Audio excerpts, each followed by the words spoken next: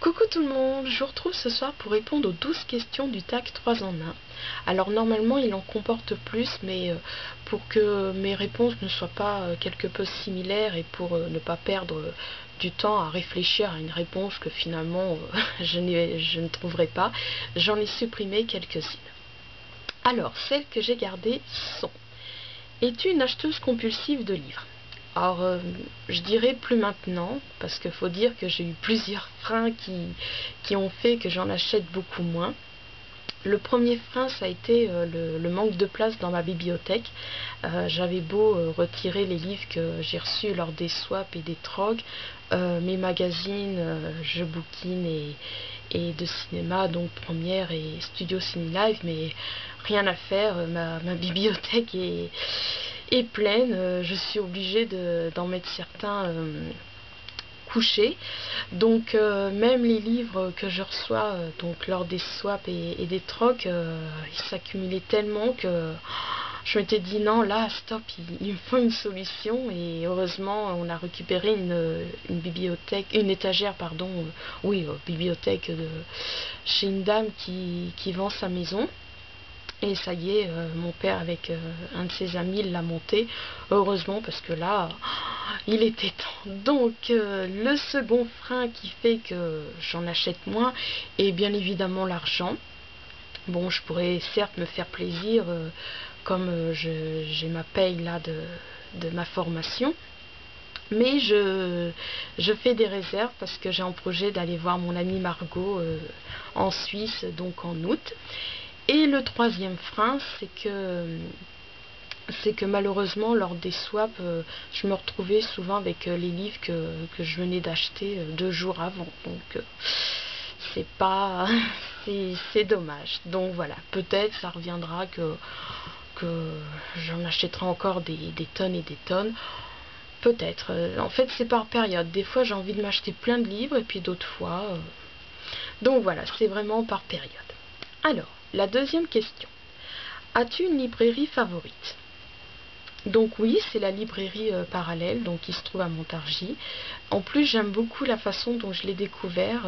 Je me dis, des fois, j'aurais pu jamais la découvrir parce qu'en fait, quand j'étais en seconde, j'ai remporté le prix spécial lycée professionnel, donc comme j'étais dans un lycée professionnel, du concours de nouvelles. Donc j'avais gagné un diplôme présentant la combien l'année de... là c'était donc le 16e salon du livre, donc mon nom, mon prénom, tout ça avec le titre de ma nouvelle. Et j'avais gagné un chèque livre à utiliser seulement dans cette librairie. Et puis voilà, à force de passer, j'ai sympathisé avec le couple de libraires, au point que des fois elle me faisait des petites réductions sur des livres. Une fois, suite à que j'avais acheté beaucoup de livres, elle m'avait proposé d'en choisir un parmi une sélection de 10. J'avais pris Ici c'était vrai de Marc Lévy. Et puis, bien évidemment, ce qui motive à acheter, c'est sa carte de fidélité, dont j'en suis au moins à la 4e. Et puis j'aime bien, elle est petite, mais je trouve ça, justement, ça lui donne un côté chaleureux. Puis des fois, elle a beau être petite, mais j'ai trouvé des livres que j'avais pas trouvé à la plus grande, donc la Maison de la Presse. Alors, troisième question. Fais-tu tes achats livrets seul ou accompagné? Donc les deux. Bien évidemment, avant, quand j'étais plus jeune, donc j'avais pas d'argent, on allait avec mon frère aîné et ma mère à la Fnac pour qu'elle paye nos achats. Donc mon frère, c'était tout ce qui était vinyle et CD. Et donc quand j'avais, bon après par la suite, quand j'ai eu mes sous, ou même quand ils m'ont donné lors de Noël, d'anniversaire, donc j'allais toute seule, vraiment accompagnée quand j'ai plus de sous. Donc voilà. Alors, quatrième question. Librairie ou achat sur le net? Les deux, achats sur le net principalement quand j'arrive plus à trouver, quand les librairies n'arrivent plus à trouver des livres, notamment les aventures de Ranello et Buffollet, où il y avait aussi les autres tomes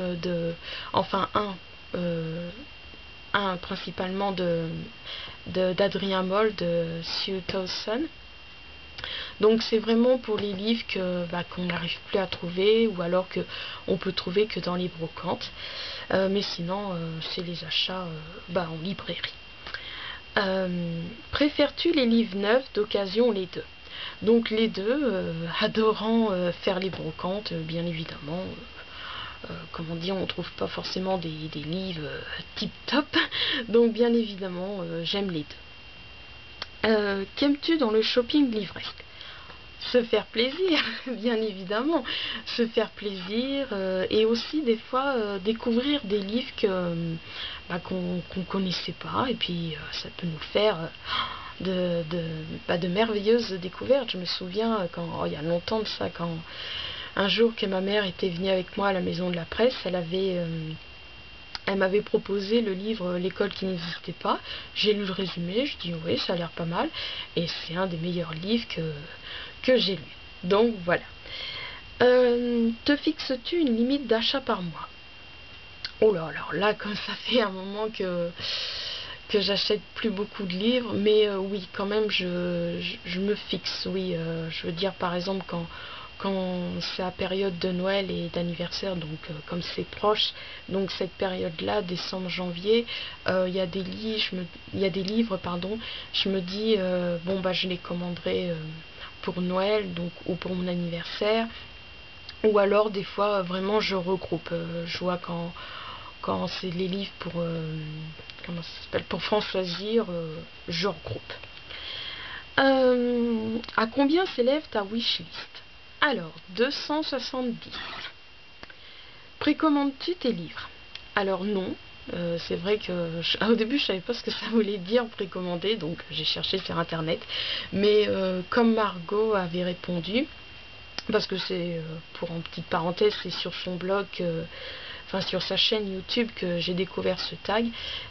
Donc non, comme elle, je précommande pas mes livres, je les commande, mais je les précommande pas. Alors, pourquoi un tel pseudo nom de blog? Alors là, on me le demande tout le temps, d'où vient Jet Birdie. Souvent, il y en a même des personnes qui croient que je suis un garçon. Donc non, je suis une fille. Donc c'est une longue histoire. En fait, comment dire, je pense que je vais arrêter la vidéo là, parce que la première fois que j'avais fait cette vidéo, elle avait été tellement longue que YouTube n'avait pas pu me la diffuser, ou je sais pas si c'est vraiment le bon mot. Donc pour pas prendre de risques, parce que ma petite histoire de pourquoi un tel pseudo prend du temps, donc je préfère arrêter la vidéo là et la reprendre, donc la faire en deux fois. Voilà, à tout de suite.